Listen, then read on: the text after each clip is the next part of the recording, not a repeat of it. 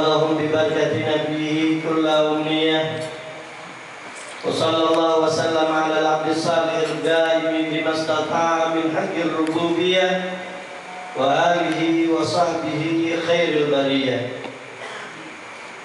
أما بعد، معاشر الحبايب والآباء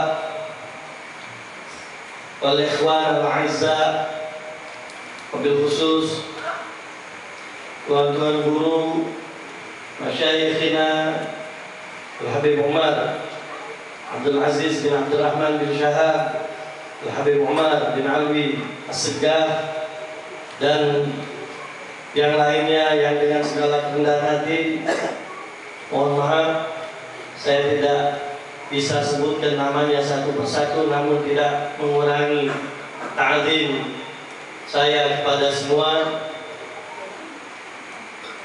Kemudian yang kedua, saya pun minta maaf karena mungkin sebetulnya ada yang lebih pantas untuk berdiri di sini, namun karena diperintahkan maka saya harus menjalaninya. Mudah-mudahan tidak mengurangi keberkahan majelis kita ini. Amin. Alhamdulillah, alhamdulillah, sampai saat ini kita masih digerakkan oleh Allah Subhanahu wa taala untuk berusaha mencintai Rasulullah sallallahu alaihi wasallam dengan berbagai alasan. Satu di antaranya, pantas sekali kita untuk menggapai dan mencapai cinta kepada Rasulullah sallallahu alaihi wasallam karena beliau sallallahu alaihi wasallam luar biasa cintanya kepada kita. Mungkin banyak kita dengar tentang kecintaan mereka para sahabat, keluarga Rasulullah, para ulama, bahkan mereka-mereka yang hidup generasi mungkin satu atau dua generasi sebelum kita, yang menampakkan kecintaan mereka kepada Rasulullah yang luar biasa. Namun tidak salah pula kalau kita coba menggali dan mempelajari, ternyata yang menjadi sebab Rasulullah pantas untuk dicintai adalah sesungguhnya beliau luar biasa mencintai kita, umat beliau sallallahu alaihi wasallam.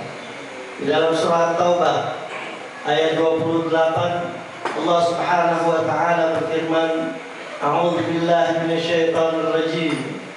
Laqad ja'akum rasulun min anfusikum azizun 'alaihi ma anittum harisun 'alaikum bil mu'minina raufur rahim. Ayat ini maknanya kurang lebih menampakkan bahwa Rasulullah sallallahu alaihi wasallam beliau betul-betul memperhatikan kita. Beliau sangat-sangat menyayangi dan mencintai kita.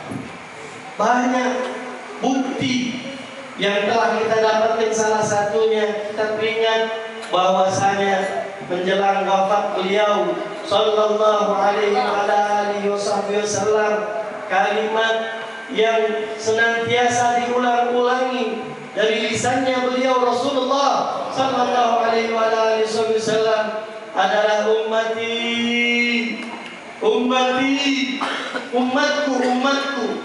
Ini yang dikenal dan diingat oleh beliau Rasulullah sallallahu alaihi wasallam, seolah-olah beliau tidak ridha untuk meninggalkan alam dunia sebelum beliau mendapatkan bisyarah, kabar gembira mengenai umat beliau sallallahu alaihi wasallam. Banyak lagi cerita-cerita yang lain. Satu di antaranya, ada seorang sahabat beliau sallallahu alaihi wasallam yang kepengennya menjamu Nabi Muhammad sallallahu alaihi wasallam. Beliau akhirnya mendatangi Rasulullah, mengundang Rasulullah, ngajak Rasulullah makan di rumah beliau, sahabat ini radhiyallahu taala. Rasulullah bertanya, betul ini ngundang anak? Betul ya Rasulullah, betul. Anak ngajak antum makan di rumah. Kalau sahabat-sahabat anak diajak juga, ajak juga wahai Rasulullah. Akhirnya setelah dapat jawaban dari Rasulullah, beliau datang pulang ke rumahnya, langsung mempersiapkan hidangan yang akan dijamukan untuk Rasulullah SAW dan para sahabat beliau. Beliau ngomong sama istrinya, wah istriku, itu kita punya kambing sih, kambing itu kita sembelih, buat jamu, ngajak makan Nabi Muhammad dan sahabat-sahabat beliau. Subhanallah, dia punya anak gue kok di rumah, anak yang belum tamyiz, yang belum ngerti antara yang baik sama yang buruk. Subhanallah, waktu dia nyembelih kambing, rupanya anaknya yang gue kok ini ningok. Gue kok anaknya ini ningok gawe abahnya yang nyembelih kambing tadi. Subhanallah, ternyata yang digawekan abahnya ini mau ditiru oleh dua beradik. Mungkin dia katakan usia 4 atau 5 tahun, kakak sama adik ini tawa-tawa sampai kita gawekan apa yang digawekan abah. Kakak kaget yang adik kaget yang disembelih, kakak adik kaget yang jadi kambing, kakak yang jadi apa. Lalu kakaknya ngomong, gak usah, kakak lebih tua, adik pokoknya sulung-sulungan, saling tawa-tawaan. Atau sudah kalau itu kayak gitu gantian. Pertama adik dulu yang jadi kambing, kakak yang jadi kambing. Alhasil dilakukan proses yang sama sebagaimana yang sudah mereka lihat terhadap apa yang dilakukan oleh bapaknya terhadap kambing tadi. Si kakak nyembelih adik. Begitu adiknya tadi disembelih, nengok adiknya tadi meninggal, dia kaget, dibangunkan adiknya, ternyata sudah tidak hidup lagi. Akhirnya dia lari ketakutan dan jatuh ke jurang, meninggal itu. Sementara abah uminya lagi sibuk menyiapkan jamuan buat Rasulullah SAW. Kemudian setelah berjalan waktu sekian lama, akhirnya Mongkol ini baru baru sadar. Loh, anak kita mana? Akhirnya dicari-cari dan ditemukanlah dua anak ini sudah dalam keadaan wafat. Tapi subhanallah, karena cintanya kepada Rasulullah, sepasang suami istri ini, anaknya tadi disimikkan di bilik, ditaruh di kamar, dan belum diurusi prosesi pemakaman. Karena bentar lagi Nabi datang. Alhasil singkat cerita Nabi datang dengan beberapa orang sahabat. Lalu waktu mau dimulai, Rasulullah nanya, mana keluarga itu? Itu punya anak kan dia, alhamdulillah ya Rasulullah punya aja anak itu. Anak pengen makan bareng keluarga. Dia berusaha menyembunyikan. Tak apa Rasulullah, biarlah keluarga anak biarlah di dalam. Anak jamu antum sama sahabat-sahabat yang lain. Biarlah anak-anak makan kaget di dalam, tidak usah melok di sini. Tidak, kata Rasulullah, anak belum nak mulai. Kalau ini belum aja, nak ngomong cak mana, tidak teromong sama Rasulullah. Akhirnya bilik tempat menginginkan anaknya tadi, tempat ditaruh anaknya tadi dibuka. Subhanallah, begitu dibuka pintu kamar tadi, anaknya yang dua tadi lagi main. Anaknya yang dua tadi lagi main. Subhanallah, ini bukti Rasulullah tidak bakal pernah mengecewakan siapapun di antara umat beliau sallallahu alaihi wasallam. Kan kejadian ini terjadi ada kaitannya dengan niatan si sahabat ini untuk menjamu Rasulullah. Rasulullah tidak tinggal diam. Saat itu nampak mukjizatnya beliau sallallahu alaihi wasallam, dan di sini menampakkan bahwa bukan cuma Nabi Isa alaihissalam yang bisa menghidupkan seorang yang telah meninggal, bahkan Rasulullah sallallahu alaihi wasallam di dalam cerita ini pun menampakkan satu mukjizat yang diberikan oleh Allah Subhanahu wa taala, bahwa beliau pun mampu untuk menghidupkan orang yang telah meninggal. Subhanallah. Dan bahkan tidak cuma sampai saat itu atau sampai sekarang, sampai kelak di negeri akhirat, sampai kelak hari kiamat, beliau Rasulullah sallallahu alaihi wasallam diriwayatkan beliau tidak pernah mau untuk memasuki surganya Allah Subhanahu wa taala sebelum seluruh umatnya masuk surga Allah. Subhanallah. Riwayatkan sahabat Ibnu Abbas bahwasanya ada sekelompok umat Nabi Muhammad yang berkumpul di Sirat. Lalu sebagaimana kita tahu dalam riwayat itu dikatakan bahwasanya yang pertama kali masuk ke dalam surga Allah adalah umat Nabi Muhammad SAW, selain para nabi dan para rasul. Kemudian setelah umat Nabi Muhammad SAW semua masuk dalam surga Allah, Rasulullah nyingeng, Rasulullah ngawas-ngawas, nengok-nengok, lah sudah masuk galau. Dicingok oleh Rasulullah, ternyata ada sekelompok yang masih kumpul di dekat Sirat. Lalu Rasulullah SAW bertanya kepada malaikat Jibril alaihissalam. Kata Rasulullah SAW, wahai Jibril, ada apa di sana umatku masih ada yang berkumpul di dekat Sirat? Kenapa mereka belum memasuki surganya Allah Subhanahu wa taala? Rupanya ini adalah kelompok yang memang diwajibkan untuk masuk neraka. Dosanya sudah tidak bisa lagi menjadi penyebab mereka untuk pantas langsung masuk ke dalam surganya Allah Subhanahu wa taala. Mereka harus diproses dulu masuk ke dalam neraka Allah Subhanahu wa taala. Karena kondisinya demikian, maka Allah perintahkan pada malaikat Zabaniyah untuk mereka ini dihilangkan dulu, disingitkan, hilang, dan kejingohan dari Nabi Muhammad sallallahu alaihi wasallam. Nabi nengok-nengok, ternyata tak ada lagi. Akhirnya beliau langsung berpikir, oh kalau itu umatku sudah masuk dalam surga Allah Subhanahu wa taala. Kalau itu sekarang baru aku masuk ke dalam surga Allah. Rasulullah masuk, yang tadi baru diproses. Allah perintahkan lagi malaikat Zabaniyah untuk menggiring mereka, dibawa ke malaikat Malik untuk dibawa ke dalam api neraka yang Allah Subhanahu wa taala. Sampai di neraka, baru di bibirnya neraka, di pinggir sudah tinggal nyemplung. Malaikat Malik waktu nyambut mereka terkejut. Kata malaikat Malik, siapa kamu? Anaknya engkau ada kati lagi yang masuk neraka. Sudah selesai kalau dah ada sikap pun yang bersisa. Ternyata sekarang kalian ini datang, dan datangnya kalian ini beda dengan yang datang sebelum kalian. Yang datang sebelum kalian itu mereka datang dengan mukanya diseret ke di bawah jalan, gainnya dulu yang berjalan, gainnya gelap, matanya butok, tangan kakinya dibelenggu, tangannya dirantai. Sementara kalian datang lenggang kangkung, tidak pakai pecah apa tawanan.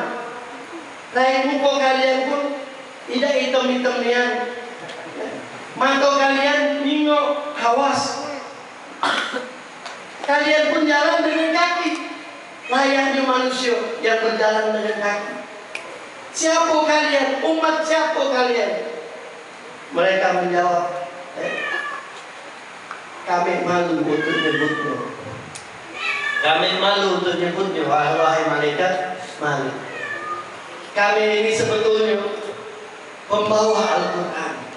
Kami ini sebetulnya orang-orang yang berhaji. Kami ini sebetulnya orang-orang yang berjihad. Kami ini adalah orang yang kalau junub mandi.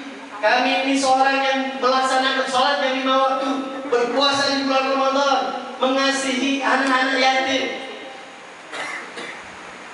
Lalu malaikat Malik nanya lagi, apa Al-Quran tidak cukup menjadi penyelamat kalian untuk jangan berbuat maksiat sehingga menjadi penyebab kalian sekarang berada di sini? Mereka ngomong sama malaikat Malik, sudah cukup, wahai Malik. Cukuplah kami yang sudah selamat daripada hinaan Allah dan malaikat-malaikat. Lalu tiba-tiba ada suara yang memerintahkan mereka untuk dimasukkan ke neraka yang paling tinggi. Neraka paling tinggi maksudnya neraka yang siksaannya paling ringan. Lalu malaikat nanya, dengar tak kamu? Dengar. Paham tak kamu? Paham. Ya sudah, masuknya. Dipersilakan sama malaikat buat masuk neraka. Kata mereka, wahai Malik, kami minta tunda dulu. Kami nak nyeseli dulu atas dosa-dosa yang selama ini kami lakukan. Lalu mereka menangis. Ya, selesai mereka dalam tangisan mereka dan penyesalan mereka, suara tadi datang lagi, Samu memerintahkan mereka untuk masuk ke neraka yang paling tinggi tadi. Akhirnya mau tak mau mereka masuk ke dalam neraka Allah Subhanahu Wa Taala dengan macam-macam. Ada yang apinya itu cuma batas kaki, cuma batas mata kaki, ada yang batas dengkul, ada yang separuh badan, ada yang batas dada. Waktu api dengan nak nyamber hati dan wajah mereka, tiba-tiba ada suara yang melarang. Malik katakan perintahkan neraka, perintahkan api neraka, jangan sambar hati dan muka mereka. Karena mereka pernah mengikrarkan lidah mereka, ya, meyakini Allah Subhanahu Wa Taala, dan mereka pun hati mereka beriman kepadaku. Lalu akhirnya mereka merasakan azab neraka itu, dan kemudian mereka merasakan azab neraka yang begitu pedihnya sehingga mereka tidak sanggup. Lalu mereka berteriak memanggil Nabi kita, Nabi Muhammad sallallahu alaihi wasallam. Mereka berteriak, ya Muhammadah, ya Abul Qasimah, ya Muhammad, ya muhsinan bil aramil wal aitam, ya fakhrul qiyamah, ya fatihal umam, ya fatihah abwabil jannah, ya mughliqa abwabin niran ala ummatik, ya syafi'al umam, nahnu du'afa ummatik, la sabra lana fi harrin nar, ishfa' lana, alisna, ishfa' lana ilal jinan. Wahai Muhammad, wahai Abul Qasim, wahai seorang yang mencintai, mengasihi anak-anak yatim dan para janda, wahai yang membuka seluruh umat, wahai yang membuka pintu surga, wahai yang menutup pintu neraka, wahai yang memberi syafaat buat umat, kami adalah yang lemah daripada umatmu. Kami tidak sanggup merasakan panasnya azab api neraka. Tolong kami, beri kami syafaat agar kami bisa masuk ke dalam surga Allah Subhanahu Wa Taala. Malaikat Malik setelah itu tiba-tiba ada salah satu dari mereka yang posisi seperti azan berteriak, nahnu ummati Muhammad, nahnu ummatu Muhammad. Kami adalah umat Nabi Muhammad sallallahu alaihi wasallam. Malaikat Malik baru dapat bocoran. Kalau sudah dari sebelumnya, mungkin malaikat Malik sudah ngaji Nabi Muhammad, tapi baru dapat bocoran setelah mereka masuk. Dan ini ketentuan Allah Subhanahu Wa Taala. Malaikat Malik bergegas mendatangi Nabi Muhammad SAW. Lalu berkata kepada Nabi Muhammad, wahai Muhammad, engkau sudah menikmati surga, sementara ada sekelompok umatmu yang lemah, yang mereka tidak kuat merasakan panasnya. Lalu Nabi Muhammad memanggil Buraq. Lihat, ghirah luar biasa perhatian Nabi Muhammad SAW kepada umatnya. Beliau langsung berdiri, manggil Buraq. Lalu beliau nyuruh Buraq, jalan cepat, anjil ya Buraq, cepat, wahai Buraq. Fa inna ummati la yasbirun ala harrin nar, bahwa sesungguhnya umatku yang di sana tidak sabar, tidak kuat untuk merasakan panasnya api neraka. Bahkan Nabi sampai ke pinggir neraka. untuk menyelamatkan umatku. Nabi nangis di sini. Nabi melihat umatnya menangis. Lalu Nabi langsung ngomong sama malaikat Malik, "Ya Malik, akhrij ummati minal nar." Wahai Malik, keluarkan umatku dari neraka. Lalu malaikat Malik ngomong, "Anda tidak baca? Ini bukan wewe dan anak," kata malaikat. Lalu Rasulullah tidak sampai di situ, beliau langsung menuju arsy, minta langsung kepada Allah Subhanahu wa taala. Seraya beliau berkata, "Ya Rabb, hakadha wa'adtani alla tuhriqa ummati finnar." Wahai Tuhan, ya Allah, bukankah Engkau menjanjikan umatku tidak akan dibakar di api neraka? Lalu Allah Subhanahu wa taala mengizinkan Nabi Muhammad SAW untuk memberikan syafaat kepada mereka yang tersisa dari umat Nabi Muhammad SAW yang masih berada di dalam neraka, dan mereka diselamatkan dari api neraka dan dimasukkan ke dalam surga Allah Subhanahu wa taala. Orang-orang kafir menyesal. Orang-orang kafir menyesal kenapa mereka tidak menjadi umat Nabi Muhammad sallallahu alaihi wasallam.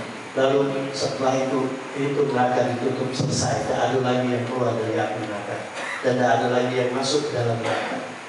Itu neraka ditutup, semua umat Nabi Muhammad sallallahu alaihi wasallam, khusus satu-satunya umat yang tidak ada sisa satupun di dalam api neraka, semua masuk ke dalam surganya Allah Subhanahu wa taala dengan berkat cintanya Rasulullah sallallahu alaihi wasallam.